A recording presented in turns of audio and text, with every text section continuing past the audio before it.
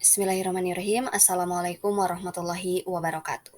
Baik Bapak dan Ibu, kembali lagi bersama saya Dina Karlina sebagai mahasiswa PPG Prajabatan Gelombang 2 Universitas Pasundan. Di sini saya akan menjelaskan mengenai perjalanan pendidikan nasional sebagai salah satu tugas mata kuliah filosofis pendidikan yang berkaitan dengan topik 1 pada ruang demonstrasi konstekstual kontekstualisasi, di mana kita mengetahui bahwa perjalanan pendidikan nasional terbagi menjadi dua zaman atau dua kondisi. Yang pertama, zaman sebelum kemerdekaan, yang kedua, zaman setelah kemerdekaan.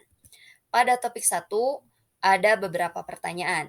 Pertanyaan yang pertama adalah apa praktik pendidikan saat ini yang membelenggu kemerdekaan peserta didik dalam belajar dengan melihat perjalanan pendidikan nasional sebelum kemerdekaan dan sesudah kemerdekaan? Pendidikan sebelum kemerdekaan, ada 3 hal yang menjadi catatan. Yang pertama, adanya diskriminasi hak mendapatkan pendidikan bagi rakyat terutama bumi putra. Pendidikan hanya memberikan untuk kaum bangsawan, rakyat hanya diberikan pendidikan menulis, membaca, dan menghitung, seadanya. Kaum bangsawan yang mendapatkan pendidikan nantinya akan mengajarkan ilmunya kembali lagi kepada rakyat Hindia Belanda. Selanjutnya, yang kedua ada praktik pengajaran berorientasi pada pendidikan, intelektualitas, dan materialistis, di mana pendidikan cenderung meniru pembelajaran barat yang lebih mengutamakan intelektual dan bersifat individualisme tanpa melihat pendidikan kultural. Selanjutnya yang ketiga, guru satu-satunya sumber informasi dan kegiatan pembelajaran masih bersifat atau berpusat pada guru atau teacher center. Selanjutnya, pendidikan setelah kemerdekaan. Yang pertama, mulai ada pemerataan pendidikan nasional pasal 31 ayat 1 Undang-Undang Dasar 1945. Walaupun pemerintah sudah berupaya untuk melaksanakan pemerataan pendidikan, namun seperti saat ini yang kita rasakan belum meratanya pendidikan di seluruh wilayah Indonesia.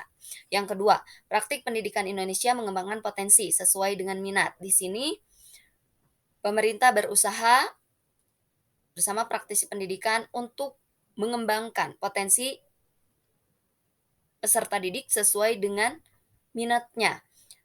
Kemudian, sumber informasi sudah banyak karena teknologi semakin berkembang dan kegiatan pembelajaran masih berpusat pada siswa atau student center.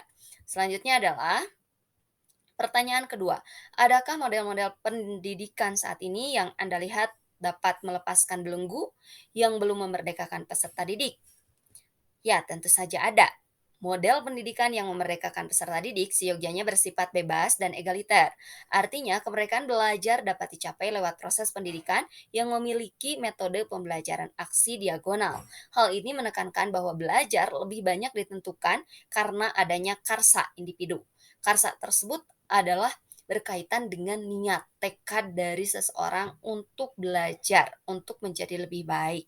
Selanjutnya, dalam mengimplementasikan model pembelajaran tentunya harus memperhatikan 3 hal. Yang pertama, selalu melakukan inovasi dalam pembelajaran. Misalnya saja kita menggunakan model A. Tentu saja model A ini harus disesuaikan dengan perkembangan zaman pada saat ini. Misalkan disatukan atau diintegrasikan dengan teknologi pembelajaran, menggunakan teknologi di dalam pembelajaran. Yang kedua, adanya perubahan kurikulum. Tentunya sebagai pendidik kita juga harus berusaha untuk menyesuaikan, untuk beradaptasi sesuai dengan perkembangan zaman. Awalnya dari misalkan kurikulum 2013, sekarang harus berubah menjadi kurikulum merdeka. Maka kita harus pintar atau pandai untuk beradaptasi. Yang ketiga, melalui penetapan prinsip pendidikan yang jelas. Prinsip yang ditetapkan tentunya harus jelas, harus sesuai dengan tujuan pendidikan. Sebagaimana kita mengetahui bahwa tujuan pendidikan menurut Ki Hajar Dewantara adalah menuntun segala kekuatan kodrat yang ada pada peserta didik agar mereka dapat mencapai keselamatan dan kebahagiaan setinggi-tingginya sebagai manusia dan anggota masyarakat. Selanjutnya, model-model pembelajaran apakah sih yang bisa digunakan? Tentunya di sini model pembelajaran yang bisa digunakan adalah model pembelajaran yang sesuai dengan karakteristik abad 21, kemudian model pembelajaran yang kontekstual, dan model pembelajaran yang menekankan pada budi pekerti luhur, di mana hal ini berkaitan dengan pengimplementasian kurikulum merdeka, yaitu penerapan profil pelajar Pancasila. Selanjutnya, pertanyaan ketiga, apa yang Anda tawarkan sebagai model pendidikan yang dapat melepaskan belenggu dan memerdekakan peserta didik? Model pendidikan yang dapat melepaskan belenggu dan memerdekakan peserta didik ini akan tercermin dalam proses pembelajaran yang menggunakan model pembelajaran yang mengandung unsur kebebasan bagi peserta didik untuk berkomunikasi dan berkolaborasi secara kritis dan kreatif, menuangkan ide-ide solusi terhadap suatu permasalahan, eksplorasi pengetahuan dari berbagai sumber, dan menciptakan karya inovatif sebagai perwujudan dari pemahaman dan pengalaman belajar individu. Model pembelajaran yang ditawarkan yaitu harus menerapkan nilai kurikulum merdeka, kemudian menerapkan pembelajaran paradigma baru. Di dalam menerapkan nilai kurikulum merdeka, maka harus berdasarkan pada profil pelajar Pancasila, di mana profil belajar Pancasila itu sendiri berkaitan dengan beriman dan bertakwa kepada Tuhan Yang Maha Esa, kemudian berkebinekaan global, bergotong royong, mandiri, bernalar kritis, dan kreatif. Kemudian menerapkan pembelajaran paradigma baru. Di sini tentunya harus dikaitkan dengan perubahan atau perkembangan zaman. Di sini kita dapat menggunakan teknologi sebagai media pembelajaran atau sebagai sarana pembelajaran.